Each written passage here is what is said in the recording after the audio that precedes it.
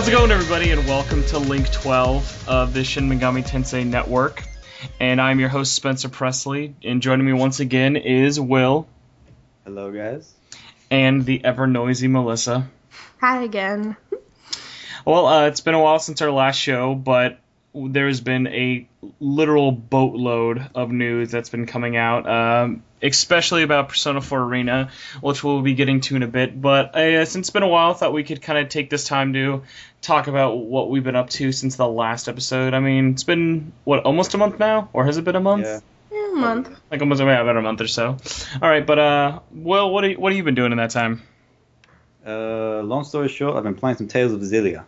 Whee! That is a very long story. Or at least I've heard. No. Well, the long version goes down to me playing about 20 other games, but again. Well, how long is Xillia? Oh, right now I've played about 40 hours, so yeah, I'd say it's about maybe 45 hours, I guess, through each playthrough. Yeah, that's it. Would you say it takes 45 to beat it? Like, if you just from start to finish, not getting too distracted, how long? I guess it depends on what you do. If you have to go around and do side quests, but I'd say probably 45 hours each. Okay. Yeah, it's pretty long, I guess. If you want to just go straight through the main stuff, but if you take your time and actually do other stuff, all the fun stuff, then yeah, it'll take a boatload of your time. Well, I guess what do you think about it so far, Will? Because I know you and Melissa like Tales, and I know nothing about it. Well, see, at first I held off on it for about a week, so I was trying to get some people together to play 4-player co-op on it. Mm-hmm. But didn't end up working out, so I'm like, I'll just go for it anyway. Is it online co-op? No, you can play with 3 different people, just locally. Oh, see, they need online. How does a game come out that does not have online play? Well, exactly. That I've said with a bunch of other fans of the series that if it ever did online co-op, we'd all jump in on that. But sure, that ain't happening. All right. Well, I guess enjoying it so far, even though you don't get to do co-op. Yeah, I mean it's just good dumb JRPG anime. It'd be great to do it, but I'm just wondering how certain aspects of the game would work with co-op, Well, especially with the you've been playing it though. So did you ever get to play with co-op? No, I've never played any of the games with co-op. Okay, all right. Well, I wish I could. I mean, I don't know how it would work for this one because there's this linking thing, and the actual computer will do their special moves, so I'm not sure how you would do that if you were linked to someone else that you'd be playing. I recently watched someone who was streaming that co-op, and apparently, when you link it, it takes away the control from someone else. Oh. Well, that's kind of a nice workaround. Oh, okay. All right, well, Melissa, besides Tales of Xillia, what have you been playing? Or reading or watching? I don't know. I haven't really been doing anything else besides that. I guess watching anime, Attack on Titan, I guess. I finally actually saw the first episode of that show, so... No, not that. I always get that confused with Sword Art Online, because they're both popular shows. Did you watch the English version? Yeah, I finally saw the English version of that. Okay. All right, so what do you think of Attack on Titan, though? I think it's getting pretty good. Everyone's hooked on that show. It's about episode 20. I don't see how it's going to finish because the manga's still running. Well, I think it's already confirmed for a second season, though, hasn't it? Well, technically it has a second season, but it would probably have more if it's that popular. Yeah. Well, you seem like you watch Attack on Titan, don't you? Yeah, I've watched up to at least the latest one. Yeah. I remember I was surprised. That's one of those shows that it's gotten people who used to watch anime but don't anymore back into watching that, watching anime. It's very weird, but all I'll say is that it's very. Yeah. It's one of those shows where you'll find a bunch of characters that and they'll just die off randomly. Yeah. Yeah, that's one thing I actually liked about it from the few episodes I've seen on so far. I'm not up to date at all, but I enjoy how the serious tone of the story is like people like the story has like no qualms over killing major people in a heartbeat. Yeah, which I don't know. I'm not too big into that, but it works, I guess. Yeah. All right. All right. Well, I guess then for me, in terms of what I've been doing, the biggest one so far, I was actually talking to Will about this before Melissa got here, but my soul has been getting completely sucked into my Vita, and was originally for Dragon's Crown and then for Killzone earlier on in the month, but now I've just been playing the crap out of Dive Kick that just came out this week, and that game is so much fun to play. And I'm actually like I'm surprised how much I enjoy playing it more on my Vita than I do in my actual like PS3. Just I guess due to the fact that I'm on the go so much. But it's nice because it does one of these. It does local multiplayer on like single systems that you like never see anymore. Since it's just in case anyone doesn't know, Dive Kick is a really simple 2-button fighting game. Like Melissa, do you know what Dive Kick is? Oh, I don't know what that's about. Okay, Dive Kick is fighting games at its most simple. No joystick for movement, only 2 buttons. Dive into the air and kick. And it's one-hit kills. So each hit does 1 billion damage, and it's like betting whoever can get to 5 kills before the end of round wins. It is like it's so simple, but like its simplicity is what makes it so like intense and playing it. And like makes playing it so much fun, and so I've basically just been getting. It's kind of like your basic Western standoff, like who shoots first. Yeah, exactly. Except with a lot more jumping in the air, and then missing makes it more hilarious. So it's like cast of characters are like range from like fighting game ripoffs to just very random people. Like there's a Doctor Doom ripoff character called Dr. Scholes. It's like any character who's ever been like foot dive related has been like made fun of to some extent. All right. Yeah, so that's pretty much what I've been playing outside of the normal RPG stuff. But all right, I guess we can check it out. But I don't really have much room, and I think there's actually a demo for it. You can check out as well. Really? Yeah, it's also on Steam, like PlayStation 3, Vita, and Steam. All right. Yeah, so definitely have people check that out. But now moving on into our plethora of news and whatnot. We're going to start off with probably the biggest piece of news, at least in terms of like all SMT and honestly just Atlas related things. As we talked about previously, Index actually filed for bankruptcy and is now, as of sometime in late July, actually was delisted from the stock exchange. And basically, like they had some shady business dealings going on. And in case you guys know, Index owns Atlas, like the overall company of Atlas and all their developers and stuff. So now they're bidding off Index as a company, and so far I think they're selling it as one entire whole company, not like sections of it like THQ did when it was sold off earlier this year.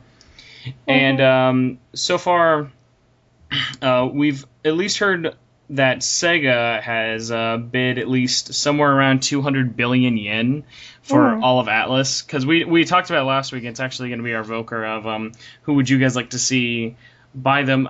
I was trying to think, Will, didn't you mention Sega would be an interesting one? I did, and lo and behold, that article on Bloomberg actually just popped up. Yeah. I mean, I'm honestly, like, at this point, I'm just like, because there's no exact date on when it's going to be bought, so we won't really know yet. And that was the only one, like, that was the only bid that we know about. Like, there was probably tons of bids. Like, there have been rumors soaring around for a while. But there are also like some other companies who have absolutely nothing to do with video games, but as we know, Index technically didn't have anything to do with video games either. Oh yeah, exactly. But they were only known for Atlas, though, is their thing. I'd rather have someone like Sega buy it anyway, not like Sony or Microsoft, because then games would be tied to just one like system, Well, I mean, most of the Atlas games already are pretty much tied to one system anyways, though. I know, but, we wouldn't have them on 3DS, or we wouldn't have them on we wouldn't have them on different systems. I'm have waiting it on for that Ouya version of Persona 5. Oh, God. Who even cares about that? Though? Oh God, I know. I was playing the Ouya this weekend at some convention, and like people played it for an hour, and then no one touched it all weekend because because people bought the system, but no one bought any games. So all the hour-long trials for the games just were up. But They're like, all right, the system is completely dead now. So yeah, we will definitely get into more of like what you, the listeners, thought of who should buy Atlas and Index went out. But the next piece of news, and definitely our biggest, was Famitsu actually a couple of days ago revealed a update or potential sequel for Persona 4 Arena, and Arc System Works is actually like testing it now. I think actually the arcade test is already up as of the time. Yeah. By the time you'll be hearing this, the arcade test is up, but there's little leaked footage and tons and tons of changes to the gameplay, the look of the game, like how the menus are all set up. The characters are all still the same, but the biggest piece of news, like outside of changes, are we actually have 2 brand new characters. Sadly, it is not Nanako and Dojima, but we now get to play as Yukari and Iori, Junpei from Persona 3. What do you guys think of the fact they added Junpei and Yukari? I think that's great. I mean, now we know what happened to them. We obviously knew they were around, so they just didn't get to that point where they introduced them. So there's obviously going to be more story if we're going to have a console version of this, because so far they've only announced an arcade version, but they can't really just keep it to arcade, obviously. Oh yeah, they're definitely going to be bringing it over, but Arc System's pretty busy. Well, Will, what do you think about it? I think it was interesting. I saw a few comments about people speculating that maybe Junpei would be a Yu Narukami clone, but since then I figured. Because now they have him wielding a baseball, which means a baseball bat. So that's probably not going to be it. I gotta say though, I love Junpei's like baseball design, like the backwards baseball hat and like his sword and stuff. And Yukari looks like a pink Power Ranger. Oh yeah, I was gonna say which is Yukari awesome. Basically just looks like a Power Ranger ripoff, which I mean is fine because we don't really have any long distance characters besides Naoto. And so having a bow could be pretty interesting. And so yeah, those are the only 2 characters we know that are coming. And the character selection screen has actually been completely updated. A lot of the UI stuff has been sort of reworked and a lot of different stuff. So now instead of it looking like the Velvet Room from Persona 4, it's like more of a like darker, like has a lot of like bloodshot red kind of colors going to it. And as of right now, it looks like there's at least room for like 2 more characters to be added. By the way, the like from the new character selection screen. So I guess who would you guys like to see like 2 characters added? And I'm assuming they're going to be sticking with the Persona 3 train because I think they got everyone out of Persona 4 by now. I definitely like to see Ken as one of them. I guess wouldn't he be early high school now since everyone's out of high school? Yeah, and I guess judging from the way his weapons in Persona 3, he'd probably be a decent counter to Mitsuru. Mm-hmm. Yeah. All right. Well, Will, who would you want to see then? Part of me wants to say Kuromaru, but I think that's going to be hard. Who knows if he's still around though? Yeah, no, but I guess but I mean, how old would he be in dog years? I guess. He's just he could have like his young puppy version. Aww. Like versions of his himself. ancestor. Yeah, exactly. Yeah, and at least for me, I'm still sticking with the like random choice of I really, really want to see either the main character come back or I want to see Vincent be put into the game at some extent. Maybe. I mean, he could be like a guest character, not like be part of the story in any way, Oh yeah, and that's the one thing. Like the way how serious that game takes its story is the only thing really holding back him from probably actually being in it. Mhm. But yeah, there was tons of news outside of the 2 characters. And we also got everybody has a shadow form as well. Yeah, I was gonna say. So now, because you could previously fight against like everyone's shadow normally, and I know story mode had it, and I think arcade mode had a bit of it too. I think it was a score attack mode or something like that. Yes, score attack mode had it as well. But now, along with like your costume, I mean not your costume, your color option, you can now actually have a shadow. And the only people who don't have shadows though are Elizabeth and Shadow Labrys. One, because Shadow Labrys is already a shadow, and Elizabeth, I guess something about her being a Velvet Room attendant kind of changes that. But in case anyone was wondering how, like, because we've already talked about Junpei now is a baseball bat and Yukari has a bow. Here's the official description for them in case you're wondering a little more how they're going to play. For Yukari, Yukari specializes with her bow and wind-type Garu skills and excels at speed. Her bow attacks are extremely fast and difficult to avoid on reaction. So clearly with that, she's going to be like much faster than like Naoto, because Naoto has a lot of power with her bullets, but it's really easy to dodge them so far. Mm-hmm. And continuing on, when one of her arrows hit Mahagaru, which remains on the screen for a fixed period of time, it becomes a guided missile. So that's like the one thing that also is like, even if you dodge it, so now she's bow attack set, you can't dodge at all. And I mean, maybe they'll be able to like be bursted out of, but much more difficult. I heard that she could possibly paralyze players. Yes, like she's basically, in case anyone's played, she looks like she's now going to play like Hawkeye from Ultimate Marvel vs. Capcom 3, where he has different bow effects. That's cool. Yeah, all right. And so for Junpei, he's a power character, as if there weren't more like enough of those in P4A anyways. He has a lot of different attacks that he can do with his bat. His bat's very long, so he has a really good reach, actually. So he works best to keep kind of mid-distance to close. And Junpei and the opponent, basically like keep good distance between Junpei and the opponent. And his system is tied into the rules of actual baseball.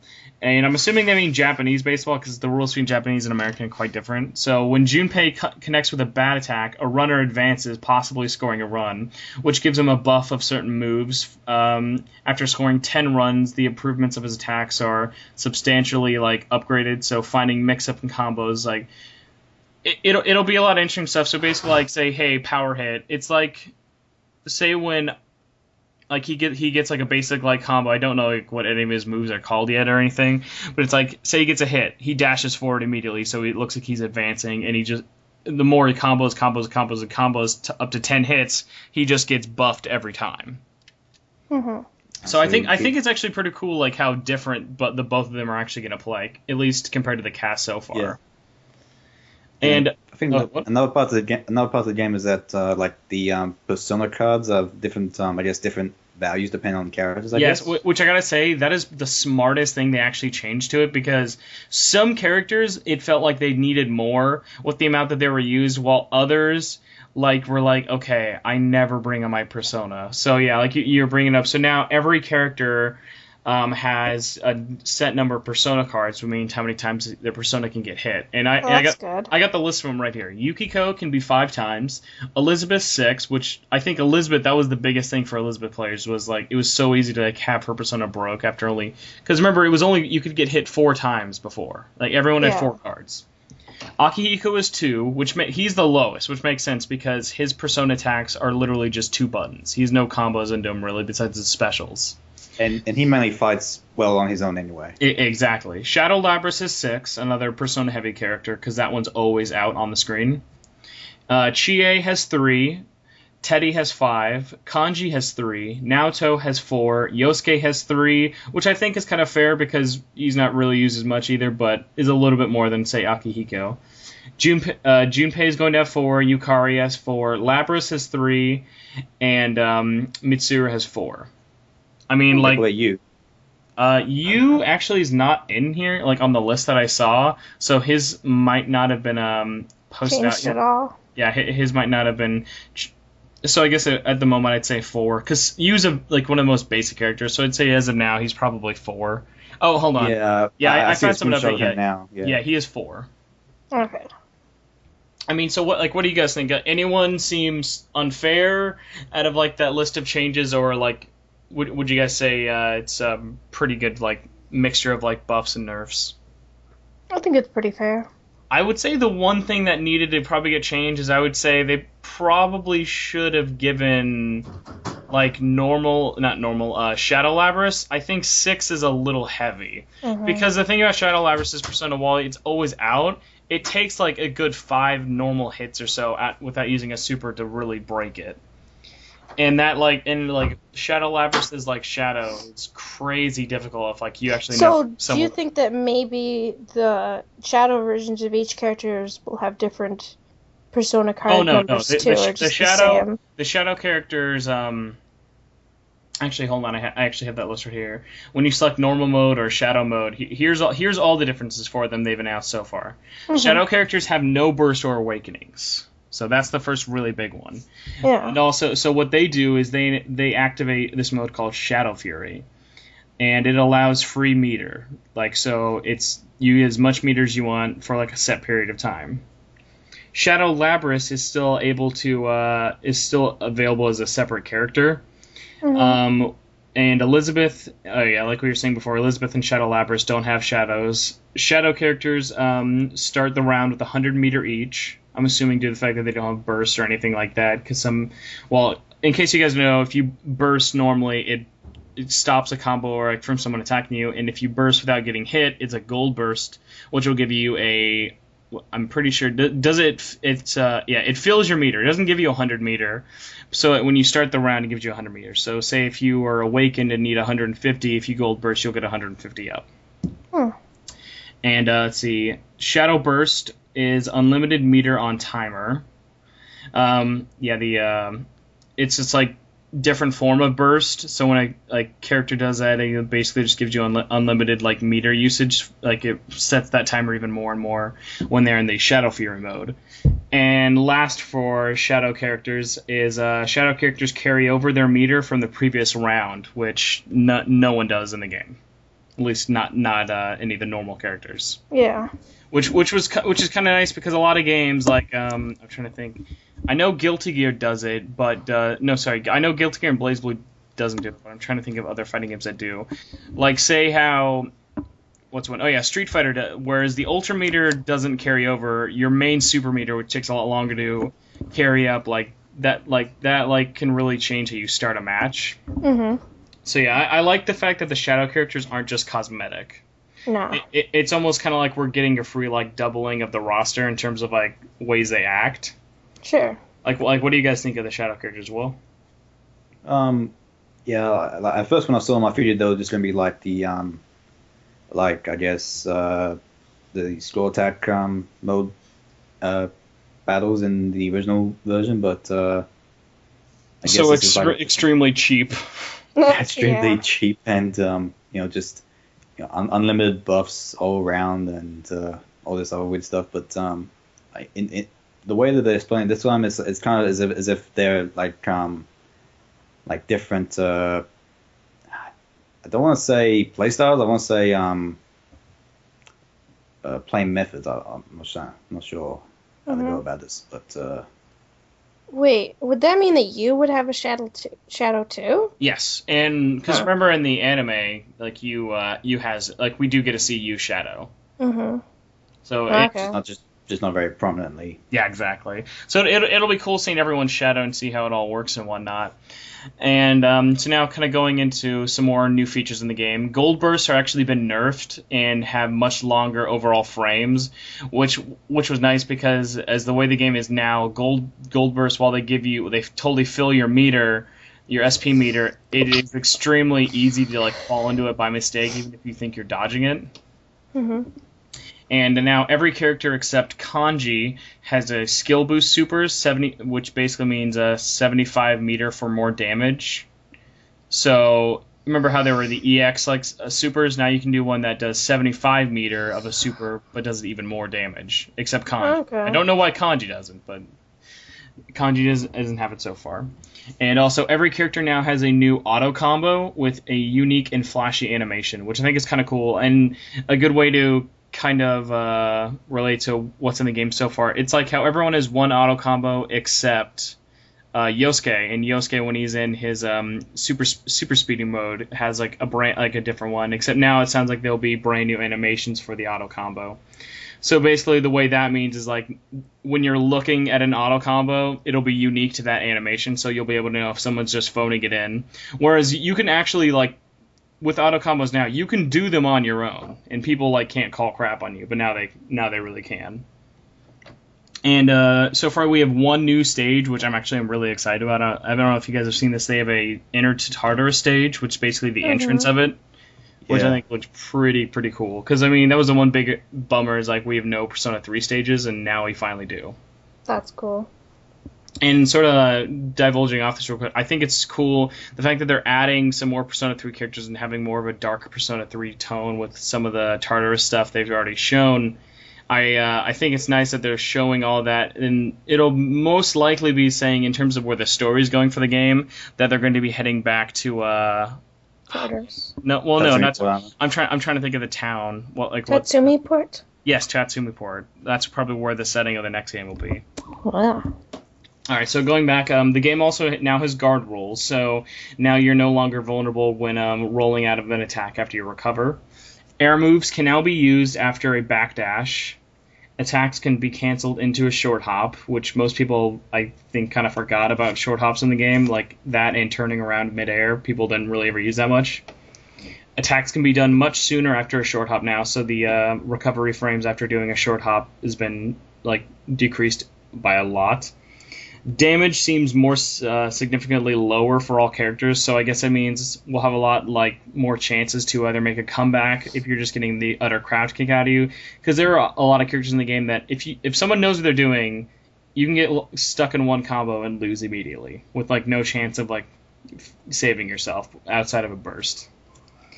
And special cancel is possible after. Special cancels are now possible after D follow up after the all out attack. So basically, when you do the D hit someone against a wall option, so now you'll be able to cancel out with a special, but not C. So not when you knock everyone up in the air.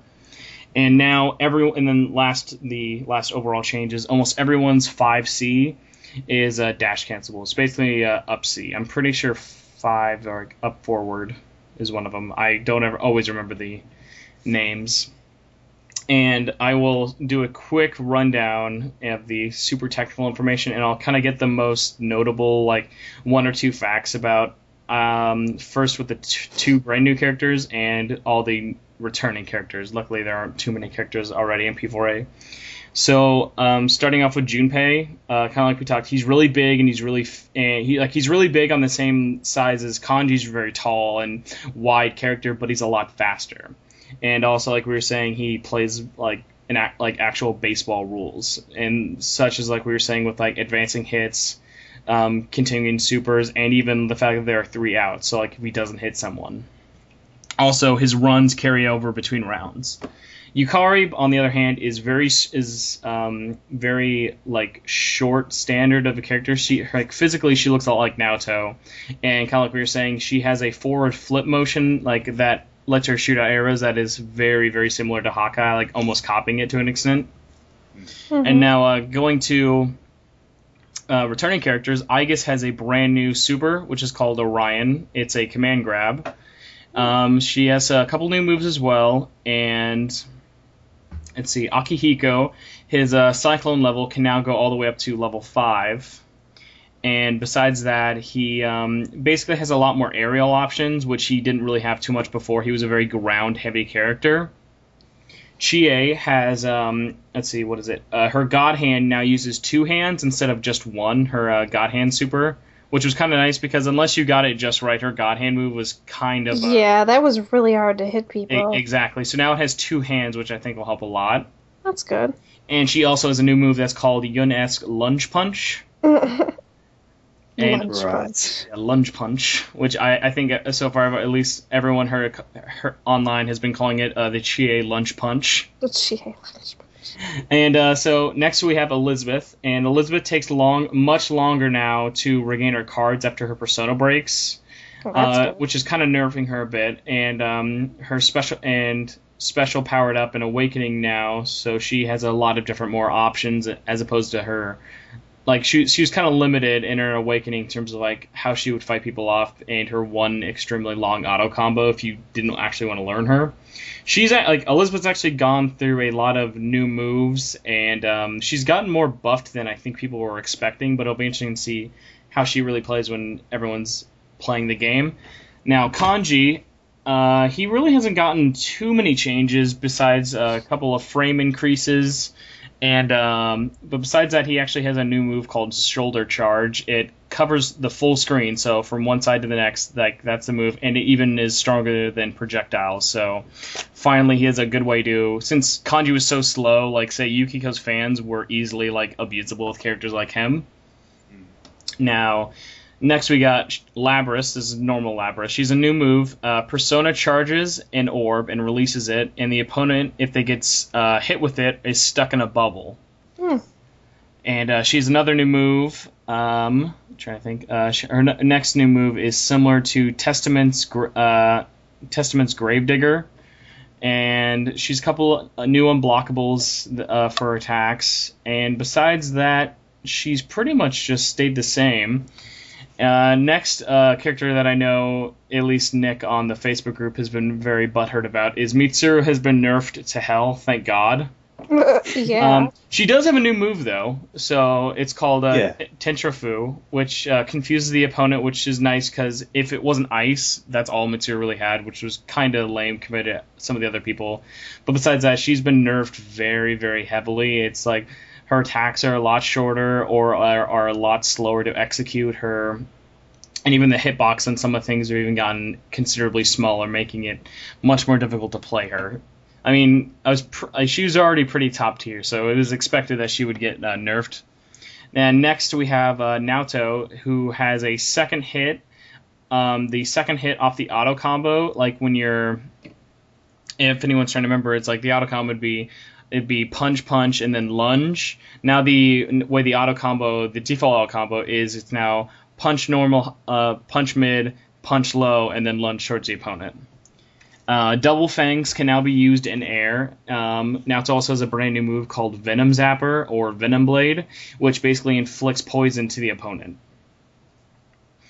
All right. That's interesting. Rounding up the list, we have Shadow Labris. The DP range has been shortened a lot, which helps considerably, since Shadow Labris's DP is very infamous for being ridiculously awful in terms of like getting hit by it. And Shadow Labris also has a new move called Public Execution, which is an anti-air grab. That's cool. All right, we got then Teddy has he can now all-out attack while airborne. So far, I think he's the only character who can do this, and so it'll be interesting to see what that's like. Teddy also has a brand new auto combo, so his auto combo is not the same as before, and his missile super now throws 2 missiles, so basically doubling the effect of that last hit.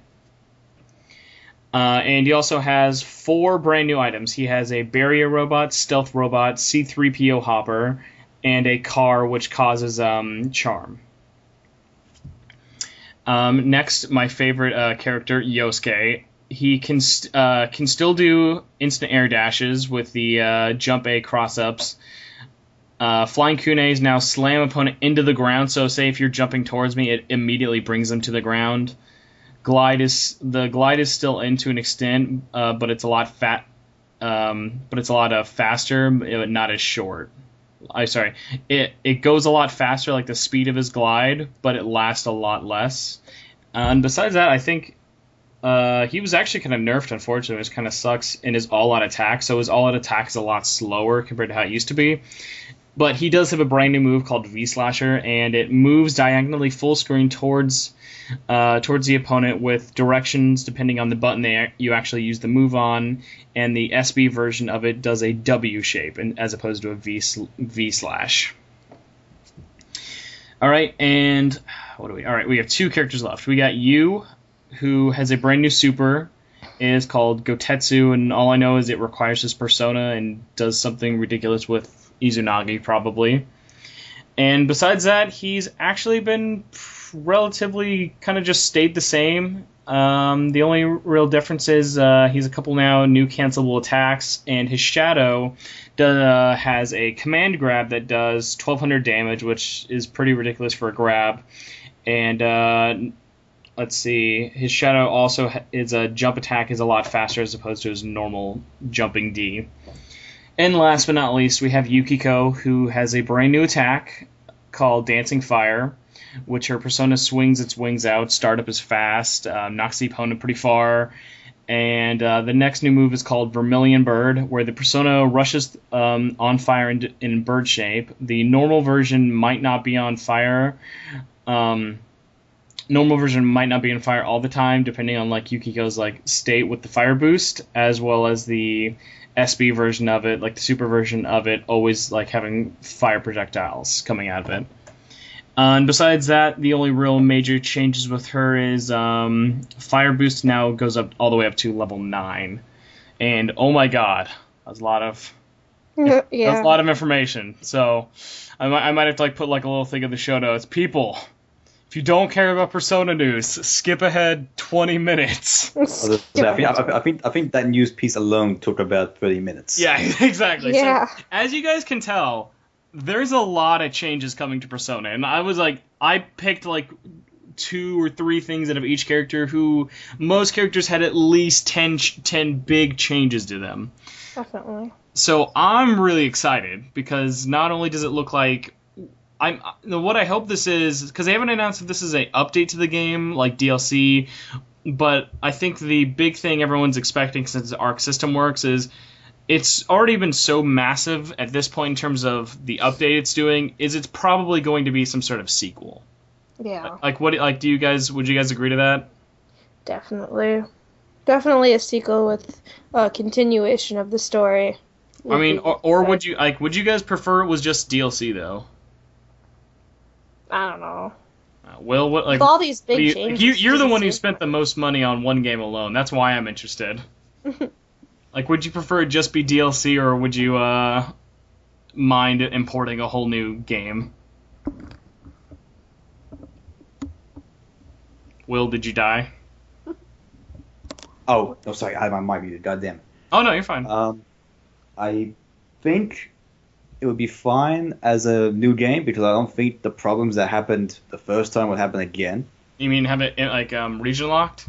Yeah. Atlas has already said that if they were to do another Persona game, that they wouldn't region lock it after all the troubles they've gone through. That's good. Exactly. So I don't think having it as a brand new game would be a problem. I mean, because Arc System Works did this with Blaze Blue Clone Continuum Shift, where they updated the game to Continuum Shift 2, where it released it as a brand new game for the 3DS and updated it on the consoles. Then they shifted it to Extend, which is now like a brand new game on the PS3, Xbox 360, and the Vita. So they've done that before, but so I can see how they can work it with Persona. I mean, would you think that the price would have to be $60 again? No, at least in terms of like how Arc System has done it before. From the looks of it, it's a lot of major changes to characters, but in terms of actual content, it's not really that major. Mm-hmm. So I'd say they'd probably end up like going around $40 or $50. True. Yeah, it'd be around 40. I don't see them going around the $60 mark, just for that. I don't think even Street Fighter did that, did they? No. As soon as they went to Super, they've stuck at $40. Yeah. Even the new Ultra is going to be $40. Well, they do DLC with that too, with the update, aren't they? Yeah, arcade edition, and now Ultra is only like $15. See, the thing that I really haven't heard too much about that I've been thinking is, well, are they going to be bringing this to portable systems now, like they did with the Blaze Blue? Because there was a really big rumor a while back when P4A first released that it might come to Vita. Yeah. And so I would actually really enjoy that, because the more I've really played my Vitas, the more I've enjoyed actually playing fighting games on it. Like, no matter like the scale, I guess like the best one I'll see is like Guilty Gear and Blaze Blue like works extremely well on the Vita and just looks amazing.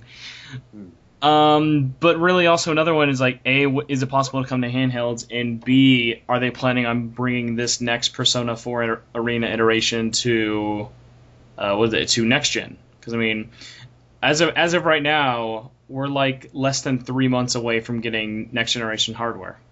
Mm-hmm. I mean, as far as next gen fire goes, I think the only ones we're seeing right now are like the new Guilty Gear Xrd. Well, again, that hasn't even been confirmed for next gen. They say it probably will be. Yeah, they said it probably will be, but I mean, who knows what they'll end up doing with that? Because that's the funny thing about it. Because the next Guilty Gear is like on old hardware. It's Unreal 3. Mm. And then there's Killer Instinct on Xbone. There's Tekken Cross Street Fighter. Well, that I think that might be in like dev hell. Yeah. Yeah. They promise they're still making it, but yeah.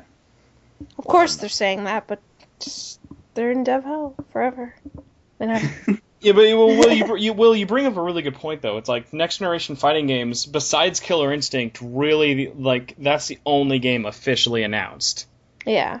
Like coming to one system. So it would be nice to have something, since Street Fighter is definitely not coming to any next generation hardware anytime soon. Nope.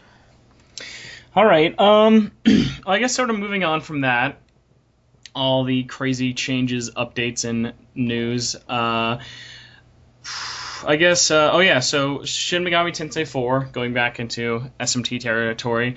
Every Monday, at least in terms of North America, has been getting DLC, which has been really nice because it's ranged from really small like equipment updates, like so whether it be like really simple stuff that'll help if you're having trouble, because the game's extremely hard, as anyone who's played the game knows. This equipment really helps it. It doesn't like kind of make the game super easy, but it's just like, all right, I don't want to buy this extremely expensive stuff, but oh hey, here's some cool like DLC armor. And it's ranged from the really cool like, oh my god, badass armor to like there's even like a schoolboy outfit uniform that I know a lot of people are fans of. I know it's from something, but I just cannot remember the name of it. And they've been doing a lot more. I think they're all done with the equipment now, actually. They've been doing just boss battle DLC, which basically means if you've beaten the game and have a ridiculously powered character, which I know none of us do yet, because unfortunately, unlike a lot of you guys out there, we cannot just be playing SMT4 all day, every day. No. But yeah, it's basically just new bosses from other SMT games, as well as meeting different characters. The DLC ranges in price, but none of it's like been really that expensive. It's like the most expensive DLC is $249 for a new dungeon / boss. So which is fair. Yeah, exactly. Like it could be better, but obviously it could be worse, because this is the kind of DLC that if you have a character you don't need to grind for, like could be over in like about a half an hour or so. So it's pretty small, but it's been interesting to actually see like an RPG handled DLC that isn't, no offense, Tales fans, but like how Tales handles it with DLC leveling out the ass. I know. Yeah. All right, but Will, do you want to get the next news thing though? Yeah. Soul Hackers is coming to Europe finally next month, or in September 20th. It will be like out also 5 days later on the 3DS eShop. Now, do you know why it has to like wait 5 days for the eShop? I don't know, but I don't know. I guess it just helps them get physical sales. I guess I don't know. I mean, do we know? Isn't NIS putting it out? It is. They are. Okay, and I'm pretty sure I haven't really looked up into it too much, but you guys are getting the album too, right? That the US and Japan got. I think so. I can't confirm nor deny that because I already. Hold on. Yeah, I just looked it up. Oh yeah, they are getting like a different cover art, but it's the same sample album. Mm-hmm. Yeah. All right, and Melissa, do you want to get our last piece of news to round out this very meaty news section? So, Devil Survivor 2 needs 1,800 pre-orders to come out in Europe, and so far, as of probably last week, they have about 627 pre-orders, which isn't even half of the goal that is required for them to release the game. So, if you guys want Devil Survivor 2 in Europe, you're going to have to keep pre-ordering it, apparently.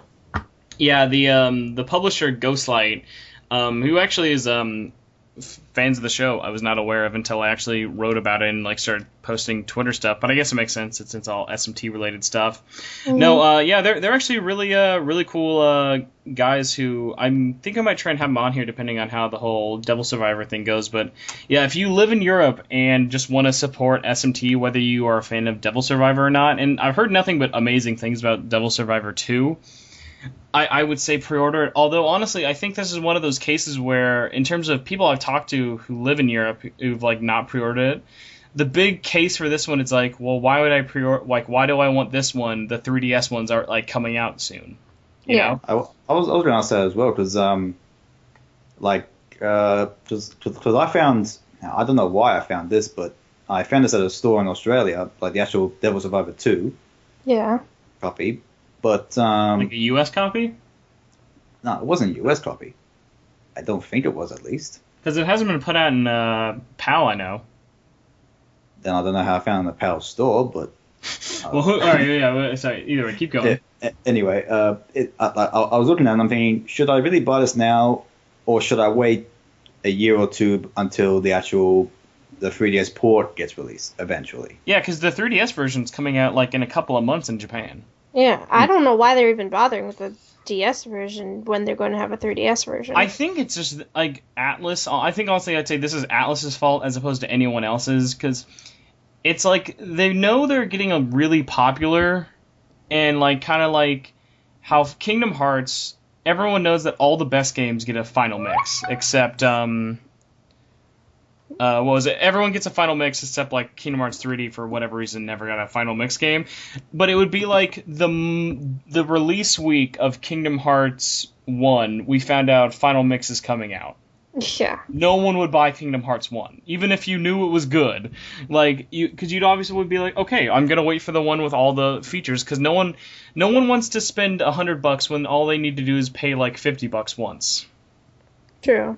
And it's just one of those situations of they're getting the game so late. I think the only reason US got it, it's like, because we got Devil Survivor last year, it's like, well, by the time the 3DS one comes out, it'll be in about like 2 years separate in Japan and North America. But with Europe, it's like they're still like so behind on it.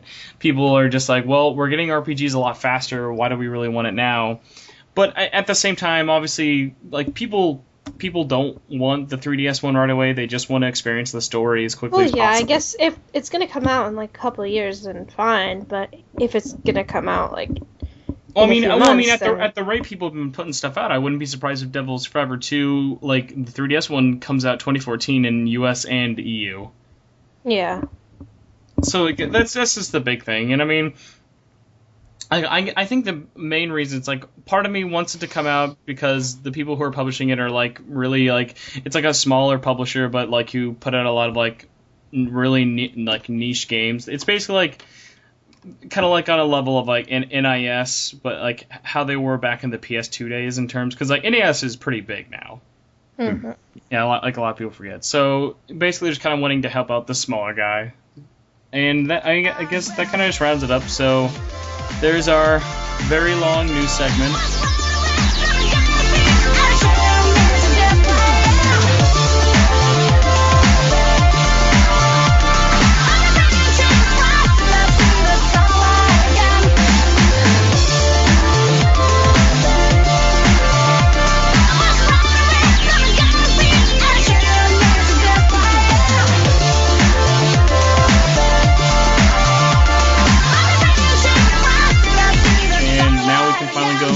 Our Evoker of the Week's, I guess, last episode's Evoker, our responses that we got from the Facebook group. And I will take the first one, and also in case you guys weren't aware, our Evoker last time was, who would you guys like to see buy Index Corporation, otherwise like known as like, who do you guys want to basically own Atlas and all of their rights and stuff? And our first response comes from Norin Soling. Soli, or yeah, some name I cannot ever pronounce. He said, I really wouldn't want an American company to buy them. I think one of the things that make the SMT series so interesting is that it's a distinct Japanese culture. I'm afraid American companies might damage that. I'd be fine if either Nintendo or Sony bought Atlas. It would be nice to know that all Atlas games would appear on one console and one handheld. Like you were kind of mentioning that earlier, Melissa, was like, oh, I don't want it to appear on one. I think we're a very select group of people who like when we hear, oh hey, Persona 4 is going to be on the 3DS. Okay, buy on a 3DS now. Like we're those people who don't mind adopting to a system for like one game. Yeah. Well, it is like 80% of people on the other hand are like, nope, I'm going to be stubborn. I'll look it up on YouTube. I don't care. I heard somebody who was saying like, oh, I don't care. Like, what if the Atlas was bought by Microsoft? Well, then Persona games would be only on like Xbox One. But is that good? I mean, that just doesn't sound good at all, because then we wouldn't have it on any other system. Well, luckily we know Microsoft would never buy an RPG studio. Good. Yeah. All right. So, Melissa, you want to get the next response we got? Okay. Ben Gordon says, "Not Sega. As long as Atlas USA stays, I'll be happy. Sorry, Pell guys. With Sega, that won't happen." Well, we're talking about the Japanese Atlas, because Atlas USA is okay, as far as we know. Oh, yeah. So. They've said that they will be unaffected by it, and because they are their own separate kind of publisher. They're just under the same name as Atlas, and they publish all those games and stuff. It would just be interesting to see like how that studio adapts, because they've shown that they put out games that Atlas themselves don't put out. I mean, that's how we get those.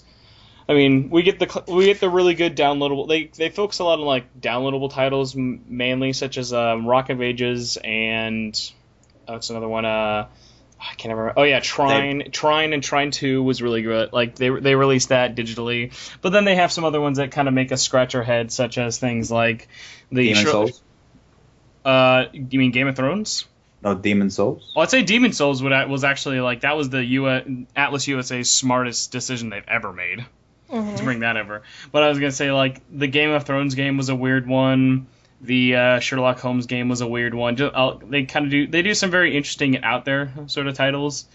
But yeah, people either seem to really enjoy like Sega taking them or not. But I guess that kind of goes into the next response. Will, you want to get it? Sure. Jose Luis Paz Jr. says, Sega buying them out is fine by me. Not sure if it affect development or not, but if they did have a hand in it, they did a great localization when it comes to the Yakuza series. Though I'd be worried whether or not they shell out the money for a dub or keep the Japanese voice acting with English subs. Which is kind of interesting, because a lot of people who brought it up is like, no one who has said I don't want Sega. It's not because people hate Sega. The only part of Sega people hate are like the Sonic games, and that's just you either like Sonic or you hate Sonic. The thing about Sega buying Atlas people don't like is that Sega is not a company with a lot of money to throw around with their games. It's like unless you're Sonic, you like said here, like Jose said, it's like you're probably not going to get an English dub most likely, and like we're not going to get any ads. I mean, it's not like Atlas USA was able to ever put like a lot of ads like on TV or anything like that. But they really like when Atlas has a big game coming out and it's online, like you'll see a lot of online ads for it. Yeah, definitely. So it's just kind of stuff like that. Like nothing personally against Sega, but they honestly just kind of need a bigger like they basically just got to be more open to spending money, in my opinion. I mean, the only game that I would say needs a dub would be like the Persona series. And possibly some SMT series, but if they had like smaller games that wouldn't absolutely need dubs, then fine, just don't worry about that, you know. Yeah, I guess that kind of makes sense. Like for the bigger ones, you could get the dub. I mean, like Will, you've been playing a lot of Soul Hackers, like I have as well. It's like if that game didn't have a dub, that really wouldn't break the game. It wouldn't, but even then, I'm playing it now, and it has an amazing dub. Oh yeah, it's got a really good dub, and I think it's just one of those like cases like with Yakuza. It's like, okay, it's in Japan. Having Japanese voices wouldn't be the worst thing ever. No. Exactly. All right, and our last response. These weren't all the response we got, but these are just. I knew the news would take forever, so I kind of handpicked the responses and questions we got. Comes from Christopher Crone, and he says Square Enix for the funding, but I would want to see Atlas USA stay the same, just to get more funding. And I feel like that would work well. Like the one we already talked about this last episode, like Square Enix or Sony would seem like the safest options in terms of without the like Atlas USA would probably have to change pretty radically depending on who else they got. Mm-hmm. I don't know, like how would you guys feel about Square Enix? I would say that would be fine as long as they put it on different systems. I mean, if Sony got it, then they'd probably just stick to like PS3, PS4, and Vita. Which, I mean, wouldn't be that bad. It wouldn't be that bad, but, you know, people still want to see it on other consoles. I mean, we just got a few SMT games on the 3DS. I mean... Yeah. Yeah. All right. Well, thanks again for everyone who sent in the stuff, like post what they thought on Facebook. I know it was kind of a loaded question with a lot of things to think about. I mean, I saw some of you guys write multi-paragraphed replies, so thanks again for that. And our next evoker is going to be, what would you want to see in the Persona 4 Arena update or sequel, depending on what ends up being? Mm-hmm. And we've like I know I've talked a lot about it so far, but like Melissa, what do you want to see in the update? Well, I'd possibly, if they can do it, try to make those different costumes for the shadow characters, such as like Yukiko, Naoto, and yeah, possibly different costumes. Like how Yukiko's shadow in the game had like a pink dress and. Mm-hmm. I think that they should do more like unlockable things like costumes and maybe do some music, stuff like that. Yeah, but from what I've seen from like Arc System, where it's their version of costumes is normally just palette swaps. Yeah, exactly. Mm-hmm. They're not the type who like give multi costumes, sadly. I still think that the shadow characters should look a little bit different. Like, maybe do a little bit more effort to make them, but they probably won't because they've already been made and everything. I think the fact that we're getting new gameplay out of the Shadow People and, like different, like, bursts and whatnot, I think that's probably more than what they're used to. Mm-hmm. All right, well, it'd be interesting to have... It'd be interesting to have the shadow characters have, like, different like, voice tracks. Of course. Yeah, it could be interesting. But, Will, like, what would you see? Like, what's the big thing you'd like to see in the update? Please,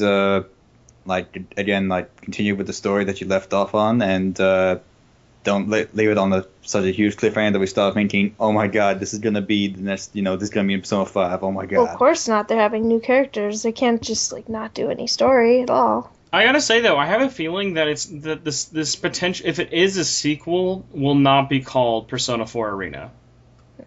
Because I feel like calling it Persona 4 with such a more, like, Persona 3 focus would almost be a little weird now. Mm-hmm. So probably something like Persona Arena, something Majigger, Mayonaka, something. Some crazy name. All right, but yeah, so definitely let us know what you guys want to see in the next Persona 4 Arena update or sequel. You guys can tell us on the Facebook page when the episode goes live, on Twitter and other stuff. You can email us. All that stuff at the end of the show. And we now have a relatively shorter question segment, but Melissa, you want to take our first question? All right. Ben Gordon says, with the update to P4A, how do you think the new characters will fit into the story? Well, obviously we think that they'll be going to Tatsumi Port Island, and they'll be meeting Junpei and Yukari, and possibly maybe Ken and Kuramaru if he's still going to be there. I think that possibly they could go to Tartarus, and, It'd be interesting to see how Tartarus has updated, like, if we get to see the inside of it. I think that maybe the shadow characters will have something to do with the story, because they can't just have them there and be like, oh, just characters, Yeah. Possibly. I don't know. It depends on what this ominous voice brings to the table of the story, I guess. Definitely. Like if he's behind the whole shadow gig. Mm-hmm.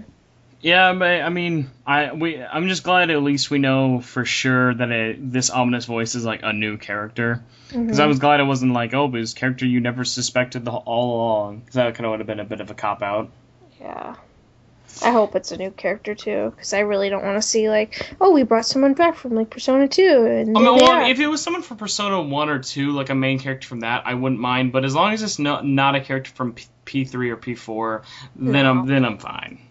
I don't know. I don't think there would be. All right, I mean, it would be interesting to bring back like a villain that's been dormant for a while, but a new one wouldn't hurt either. The new voice is actually Igor's nose. All right, well, Will, you want to get our next question? Sure. Jamie Rose says, I forgot to ask this time for last week, but instead of asking some dumb Persona 5 website question, what do you think of the PS2 Classic emulator being hacked? And in case you guys are kind of wondering, the big question about that is basically just like, this isn't really more of a Persona question as opposed to like, what do you guys like? How do you guys feel about people hacking emulators to play PS2 games? Mm-hmm. So what do you guys feel like? How do you guys feel about people who use emulators? It kind of depends. I mean, I will admit I emulate, but I mainly only do it if only because I've already bought older consoles. Like when I've done it, I've gone on my way to buy a North American PS2 console and a Japanese PS2 console, so that if I ever do that, then I feel as if I'm not stealing, I guess. It's great if there's a game that you can't get on PS2 that's like really difficult to find, and they're not putting it on PSN or anything like that. Yeah, but when I looked at this question on Facebook, I think it was more or less talking about the fact that like how people hack their PS3s, like any model PS3, in order to play any PS2 game. Yeah, especially since like Sony stopped making PS2 emulators and didn't put the Emotion Engine into anymore. So basically saying, oh, it can't be done well anymore, but then selling PS2 games at the same time emulated. So people are just kind of like, hey, I was able to do this for free, now I have to pay for it. Like they get kind of pissed off at it, but I think honestly when it comes to like having to pay for games in the long run, like having PSN games having PS2 games on the PlayStation Network is actually a lot cheaper in the long run than emulating like on your PS3, because like even like just like last week, Persona 3 Fez was $5, which is ridiculous. Yeah. I mean, like compared to like, I think even now it still goes for around like $40-$50, like a whole definitely. copy of the game. Now, while you're obviously not getting like the case and stuff, like you're obviously like not getting the case and all the art book stuff that came with it before, it's still nice to have it for that cheap. Yeah, and have it tied to a PSN account. So you're like, oh, I had to replace my console. I just go on my PSN account and say, hey, download this game for me. Yeah, exactly. Like never having to worry about it like breaking or like being lost or something. All right, and the last question comes from a new member to the Facebook group, Gorge? Yes. George? Yeah, some version of that. Rosado C. Said, question, what is the best romantic relationship to pursue in Persona 3 Fez? I'm not sure if they meant the easiest one or the best one to, The easiest one? I guess whatever one we think of when we say romantic option we enjoyed the most, which for me, I'm actually going to include, I'm going to include Portable, since I kind of just put them all together. Yeah. I would say I absolutely love the female protagonist like trying to get Akihiko. It's like the funniest relationship I've like ever seen in the whole series. Mm-hmm. Just due to the fact that he is such a complex and like hard to read character, but then when you finally find out like his little like quips and stuff, like and how much he loves ramen, it's just so funny. I don't know. Like what about you, Melissa? I thought that the one with Shinji was pretty cute. That you like find out he has like a softer side. Not always such a hard guy. Nah. Tough as nails. All right. What about you, Will? I don't know. Like just whenever I do play that game, I always go for the same relationship, which is go out with Yukari. No Fuka loving going on here. Oh. No. I used to go for Fuka when I played as the male protagonist though, but that was just due to the fact that Yukari and Mitsu just weren't my type at all. And again, I think that's again, that's why I say like I don't think there's really a way to. It's more or less your type of character, I guess. Now, by the way, you kind of cut out your last sentence. Well, can you say that last part one more time? Yeah, I don't think it's I don't think this is a question of that it's easy to answer because there's no real right answer to this one. It's more or less what's your preference. Well, that's the thing with the Persona games. Like, each of the characters have some different type. It's not like each character that you can go out with is exactly the same, which is great. Exactly. Do you want the snotty one? Do you want the sporty one? Do you want the rich girl? Do you want the troubled shy one? That's why I'm hoping. That's why I'm hoping Persona 5 with a harem option, so we can just get all of them at once. I don't want that. No. Yeah, holding on to one girlfriend in that game is hard enough. All right. I guess we can just kind of start wrapping up the show then. Thanks again for sticking through our Persona 4 Arena Fact Sheet Fest, which Fact Sheet Fest. There could have been much more, but hopefully even if you were not a huge fan of P4A, got some sort of enjoyment out of the show. And I guess we can just kind of start saying all of our goodbyes. But first, I'd like to say the music that was used in the beginning part of the show. I know we don't normally say this in.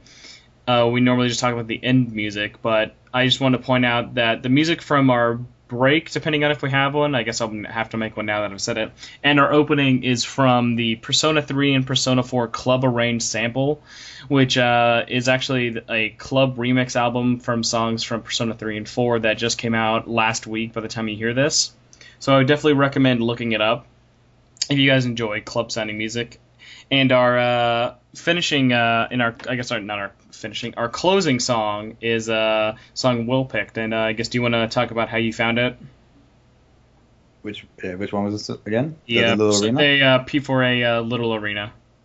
It's from guys down at ocremix.org, which they do remixes of many different types of games, and yeah, they're really fun to listen to. All right. Well, then I guess we'll sort of start with all of our traditional stuff that we say at the end of each episode. So if you could follow us on Twitter, we are now. Yeah, I guess actually this everything is all changed now, so I can't just rush through this like normally. All right. So our blog is not set up yet, but I'm trying to make it a lot better than it was originally. It's already going to be automatically updating by the time the next episode airs. Like, that's my deadline for. It should be up, so it should be up on the next episode, and the URL will be on the Twitter and Facebook page. You can join our Facebook group. You just gotta search Shin Megami Tensei Network and join us. We are open, so finding us is easy, and we would love to join you. We already are over 100 members, which is super awesome. You can follow us on Twitter now. We are at SMT Network. It's the same thing, so if you're following us from at Persona Podcast, you don't have to do anything. We just changed names. And same thing for iTunes. You can search us, just do Shin Megami Tensei Network, and we will come up. And if you're subscribed to us on iTunes, it should just pop up as changed, so I don't think you have to do anything different.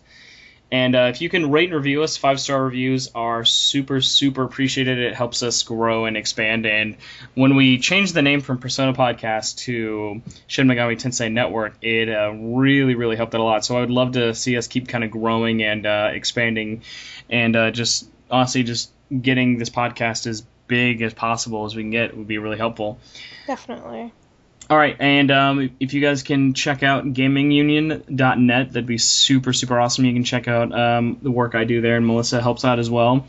I also write for KingdomHeartsUnion.com, FinalFantasyUnion.com, and Melissa writes for Tales Union.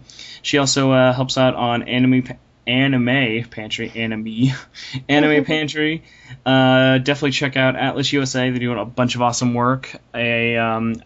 Melissa, is the Tumblr changed, actually? I forgot that. It's changed. It's just the same one, but I don't know why I can't change the name of it exactly. That's okay. But it's still smtnetwork.tumblr.com, but it will still say Persona Podcast. I just don't have any idea how to change it. Okay.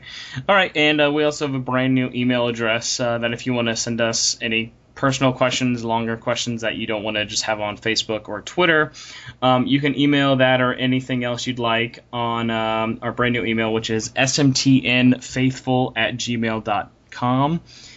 And besides that, Melissa, where can people find you online? You can find me online at Fatal Flare on Twitter, and you can also follow the Anime Pansies Twitter, and you can follow the Tumblr as well, as we had said before. All right, and Will, where can people find you? I'm on Twitter at Varnus290, and that's about it. I tried to set up a stream channel on Twitch, but and I did, but I've done some testing, and apparently my internet just ain't good enough. Thanks, That Australia. sucks. Well, So, hopefully we'll have a better update by next time. Yeah. But I'm doing a little workaround, but I'll figure it out sometime. All right, and you can find me on Twitter at Torchwood4SP if you want to follow our crazy shenanigans and whatnot there. And besides that, just want to say again, thank you for sticking with us. I know we don't really have the most concrete schedule, but hopefully you guys enjoy the podcast. I know a lot of you guys do, and with all the P4A news, everyone will probably be super excited to be. This kind of actually makes me want to play P4A Fight Club again, which we have not done in a while, so I think I might, if you pay attention to the Facebook group, I think I might be starting that up again sometime next week, or the week that this episode comes out, so definitely stay tuned to the Facebook group if you're interested in some more P4A Fight Club with everybody. Yeah, and thanks again, and have a good one, everybody. See ya. Farewell.